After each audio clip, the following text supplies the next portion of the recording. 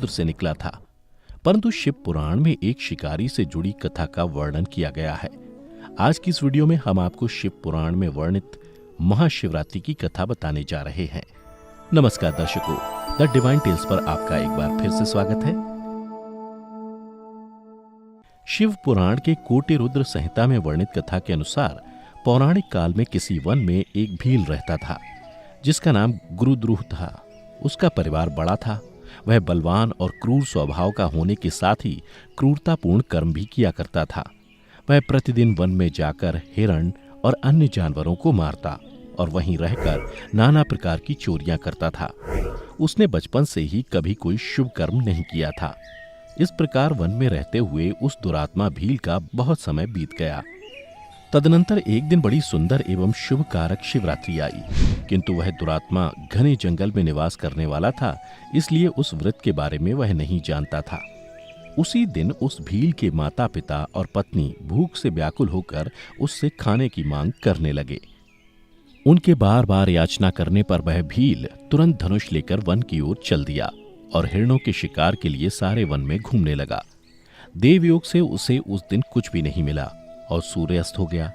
इससे उसको बड़ा दुख हुआ और वह सोचने लगा कि अब मैं क्या करूं, कहां जाऊं। आज तो कुछ नहीं मिला। घर में जो बच्चे हैं उनका तथा माता पिता का क्या होगा, जो मेरी पत्नी है उसकी भी क्या दशा होगी। अतः मुझे कुछ लेकर ही घर जाना चाहिए। ऐसा सोचकर वह व्याध यानी शिकारी एक जलाशय के समीप पहुंचा और वहां पानी में उतरने का घाट था। वहां जाकर खड़ा हो गया और मन ही मन यह विचार करने लगा कि यहाँ कोई ना कोई जीव पानी के लिए अवश्य आएगा। उसी को मारकर उसे साथ लेकर प्रसन्नतापूर्वक घर को जाऊंगा। ऐसा निश्चय करके वह व्याघ्र एक बेल के पेड़ पर चढ़ गया और वहीं जल साथ लेकर बैठ गया।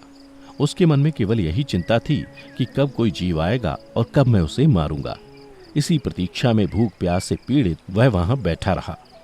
इस तरह काफी रात हो गई और जब रात का पहला प्रहर आरंभ हुआ तो एक प्यासी हिरनी वहां आई, जिसे देखकर उस व्याध को बड़ा हर्ष हुआ और उसने तुरंत ही उसे मारने के लिए अपने धनुष पर एक बाण का संधान लिया।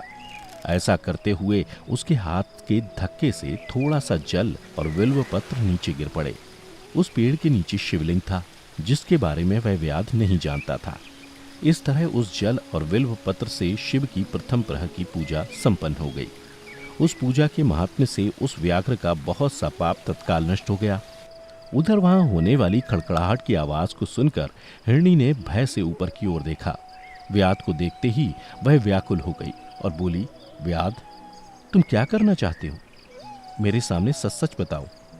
हिरनी की बातें सुनकर व्याध ने कहा, आज मेरे परिवार के लोग भूखे हैं, अतः तुमको मारकर मैं उनकी भूख मिटाऊंगा और उन्हें तृप्त करूंगा। व्याध का वह दारुण वचन सुनकर तथा दुष्ट भील को वाण ताने देख हिरनी सोचने लगी कि अब मैं क्या करूं, कहां जाऊं।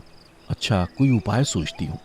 ऐसा विचार कर हिरनी बोली, व्याध, मेरे मांस से तुमको सुख होगा। इस अनर्थकारी शरीर के लिए इससे अधिक महान पुण्य का कार्य और क्या हो सकता है। उपकार करने वाले प्राणी को इस लोक में जो पुण्य होता है उसका 100 वर्षों में भी वर्णन नहीं किया जा सकता। परंतु इस समय मेरे सब बच्चे मेरे आश्रम में ही हैं। मैं उन्हें अपनी बहन को अथवा स्वामी को सौंपकर लौटाऊंगी। व्याध, तुम मेरी इस बात को मिथ्या न समझो। मैं फिर तुम्हारे पास लौट आऊंगी, क्योंकि सत्य से ही धरती टिकी हुई है, सत्य से ही समुद्र अपनी मर्यादा में स्थित है और सत्य से ही निर्झरों से जल की धाराएं गिरती रहती हैं। सत्य में ही सब कुछ स्थित है। हिरनी के ऐसा कहने पर जब व्याध ने उसकी बात नहीं मानी तब उसने अत्यंत विस्मित एवं भयभीत हो हिरनी बोली, व्याध, सुनो, मैं तुम्हारे सामने ऐसी शपथ खाती हूँ जिससे पर जाने पर मैं अवश्य तुम्हारे पास लौट आऊंगी।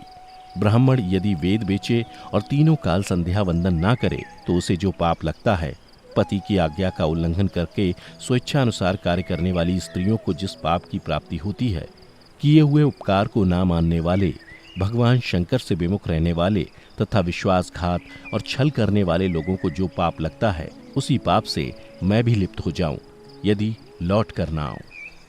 इस तरह अनेक शपथ खाकर जब हिरनी चुपचाप खड़ी हो गई तब उस व्याध ने उस पर विश्वास करके कहा, अच्छा, अब तुम अपने घर को जाओ।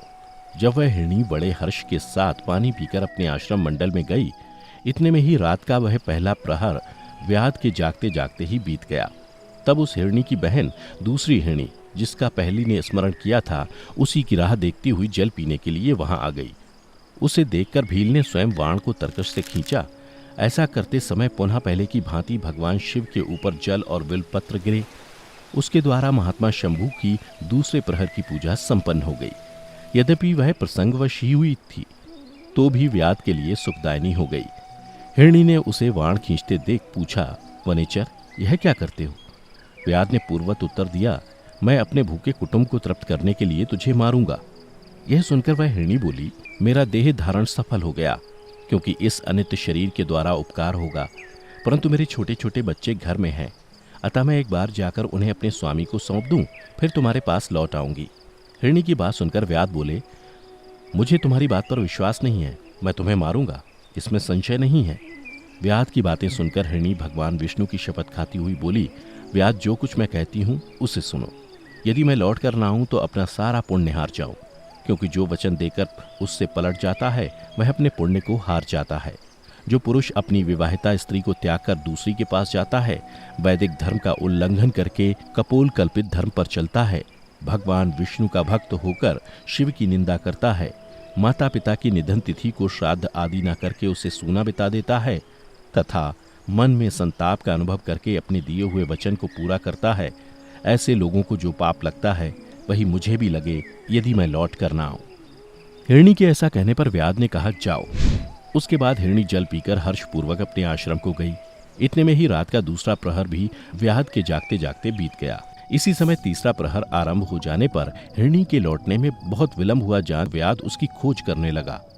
इतने में ही उसने जल के मार्ग में एक हिरण को देखा। वह बड़ा हष्टपुष्ट था। उसे देखकर व्याध को बड़ा हर्ष हुआ और वह धनुष पर बाण रखकर उसे मार डालने को उद्यत हुआ। ऐसा करते समय उसके प्रारब्धवश कुछ जल और बिल्वपत्र शिवलिंग पर गिरे। उससे उसके सौभाग्य से भगवान शिव की तीसरे प्रहर की पूजा भी संपन्न हो गई। इस तरह भगवान ने उस पर अपनी दया दिखाई। पत्तों के गिरने की आवाज सुनकर उस हिरण ने व्याध की ओर देखा और पूछा, क्या करते हो? व्याध ने उत्तर दिया, मैं अपने कुटुंब को भोजन देने के लिए तुम्हारा वध करूंगा।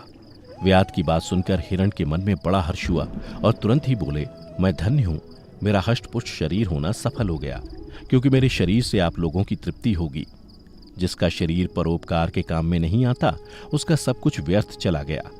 जो सामर्थ्य रहते हुए भी किसी का उपकार नहीं करता, उसकी वह सामर्थ्य व्यर्थ चली जाती है तथा वह परलोक में नरकगामी होता है। परंतु एक बार मुझे जाने दो, मैं अपने बालकों को उनकी माता के हाथ में सौंपकर और उन सबको धीरज बंधाकर यहाँ लौट आऊंगा। उसके ऐसा करने पर व्याध मन ही मन बड़ा विस्मित हुआ। उसका हृदय कुछ शुद्ध हो गया था और उसके सारे पाप नष्ट हो चुके थे। उसने हिरण से कहा, जो यहाँ आए वे सब तुम्हारी तरह बातें बनाकर चले गए, परंतु वे अभी तक यहाँ नहीं लौटे। हिरण, तुम भी इस समय संकट में हो, इसलिए झूठ बोलकर चले जाओ, फिर आज मेरा जीवन निर्वाह कैसे होगा? व्याध की बातें सुनकर हिरण बोले, व्याध, मैं जो कुछ कहता हूं उसे सुनो। मुझ में असत्य नहीं है, सारा चराचर ब्रह्मांड सत्य से ही टिका हुआ है। जिसकी वाणी झूठी होती है उसका पुण्य उसी क्षण नष्ट हो जाता है। तथापि व्याध, तुम मेरी सच्ची प्रतिज्ञा सुनो। संध्या काल में मैथुन तथा शिवरात्रि के दिन भोजन करने से जो पाप लगता है, झूठी गवाही देने, धरोहर को हड़प लेने तथा संध्या न करने से द्विज को जो पाप होता है, वही पाप मुझे भी लगे, यदि मैं लौट कर ना आऊं। जिसके मुख से कभी शिव का नाम नहीं निकलता, जो सामर्थ्य रहते हुए भी दूसरों को उपकार नहीं करता, पर्व के दिन श्रीफल तोड़ता, अभक्ष्य भक्षण करता तथा शिव की पूजा किए बिना और भस्म लगाए बिना भोजन कर लेता है, इन सब का पातक मुझे लगे, यदि मैं लौट कर ना आऊं। उसकी बात सुनकर व्याध ने कहा, जाओ, शीघ्र लौटना। व्याध के ऐसा कहने पर हिरण पानी पीकर चला गया। वे सब अपने आश्रम पर मिले। तीनों ही प्रतिज्ञाबद्ध हो चुके थे। आपस में एक दूसरे के वृत्तांत को भली भांति सुनकर सत्य के पाश से बंधे हुए उन सब ने यही निश्चय किया कि वहां अवश्य जाना चाहिए। इस निश्चय के बाद वहां बालकों को आश्वासन देकर वे सब के सब जाने के लिए उत्सुक हो गए। उस समय जेठी हिरणी ने अपने स्वामी से कहा, स्वामिन, आपके बिना यहाँ बालक कैसे रहेंगे? प्रभु, मैंने ही वहां पहले जाकर प्रतिज्ञा की है, इसलिए केवल मुझको जाना चाहिए, आप दोनों यहीं रहें। उसकी ये बात सुनकर छोटी हिरणी बोली, बहन, मैं तुम्हारी सेविका हूं, इसलिए आज मैं व्याध के पास जाती हूं, तुम यहीं रहो। यह सुनकर हिरण बोले, मैं ही वहां जाता हूं, तुम दोनों यहां रहो, क्योंकि बच्चों की रक्षा माता से ही होती है। स्वामी की यह बात सुनकर दोनों हिरणी बोली, प्रभु, पति के बिना इस जीवन को धिक्कार है। तब उन सब ने अपने बच्चों को सांत्वना देकर उन्हें पड़ोसियों के हाथ में सौंप दिया और स्वयं शीघ्र ही उस स्थान को प्रस्थान किया जहां वह व्याध शिरोमणि उनकी प्रतीक्षा में बैठा था। उन्हें जाते देख उनके सब बच्चे पीछे पीछे चले आए। उन्होंने यह निश्चय कर लिया था कि माता पिता की जो गति होगी वही हमारी भी हो। उन सबको एक साथ आया हुआ देख व्याध को बड़ा हर्ष हुआ।